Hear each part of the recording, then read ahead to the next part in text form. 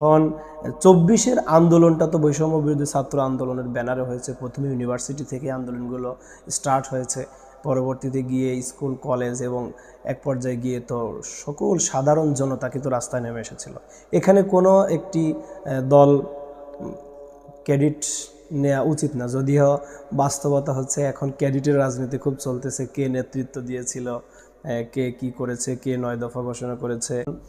আমাদের এই ২৪-এর গণ অভ্যুত্থান ছাত্রদের নেতৃত্বে হয়েছে, তবে শুধু ছাত্রদের দ্বারাই হয়েছে এটা কিন্তু বলা যায় না। আমি আপনাকে একটু যদি আগে থেকে আসি, এই ২৪-এর গণ অভ্যুত্থানের পরিবেশটাও কিন্তু একদিনে ক্রিয়েট হয়নি, এই ১৬ বছর আস্তে আস্তে ক্রিয়েট হয়েছে। আমি মনে করি আল্লামা দেলাওয়ার হোসেন সাঈদীর ১৩ বছর কারাগারে কাটিয়ে রাত্রে চোখের পানি ফেলানোর ফসল এই ২৪।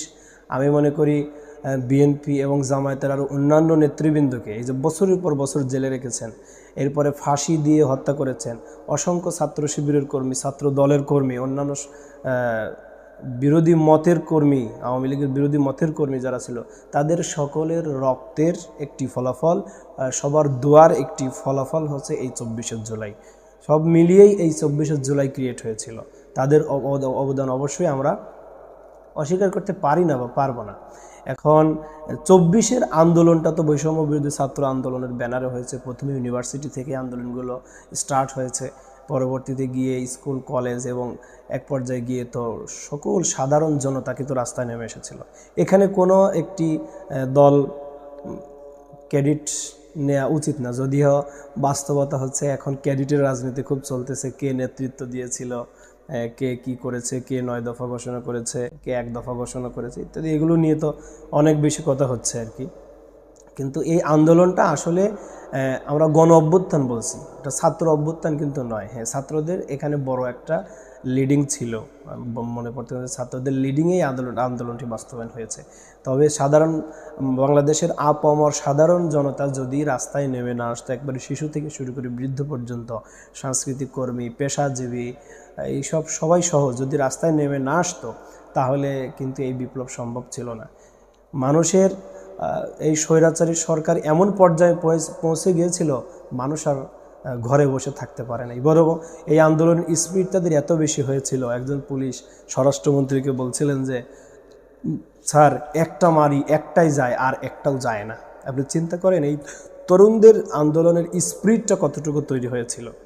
তো এই ছাত্র সহ সবার সংযোগেই, সবার সহযোগিতাই এই আন্দোলনটি বাস্তবায়ন হয়েছিল। এখানে ছাত্র শিবির ছিল, ছাত্র দল ছিল, এখানে বিএনপি ছিল, এখানে জামায়াত ছিল, এখানে অন্যান্য সাধারণ মানুষ ছিল, সবার অংশগ্রহণে আন্দোলনটি বাস্তবায়ন হয়েছে আর কি।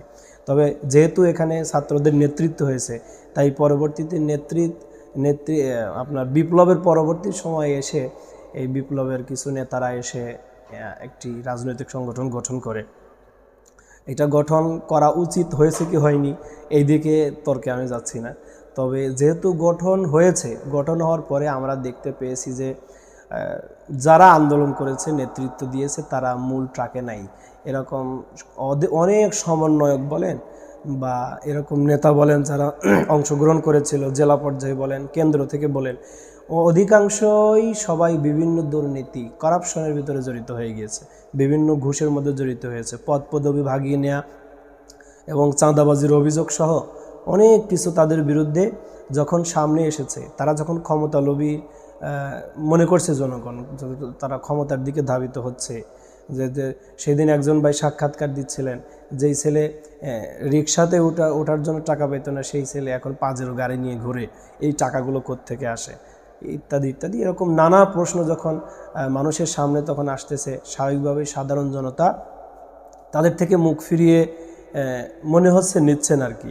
সেই জায়গা থেকে এনসিপি সহ আমি এই দায়িত্বশীলদেরকে, তাদের নেতাদেরকে আমি বলবো, এই সকল জায়গায় স্বচ্ছতা রাখতে হবে। তরুণ রাজনৈতিক, তরুণ নেতৃত্ব আমাদের দেশে আসলে এটা আমরাও চাই। তরুণদের হাতে আগামীর বাংলাদেশ সুরক্ষিত আমার কাছে মনে হয়।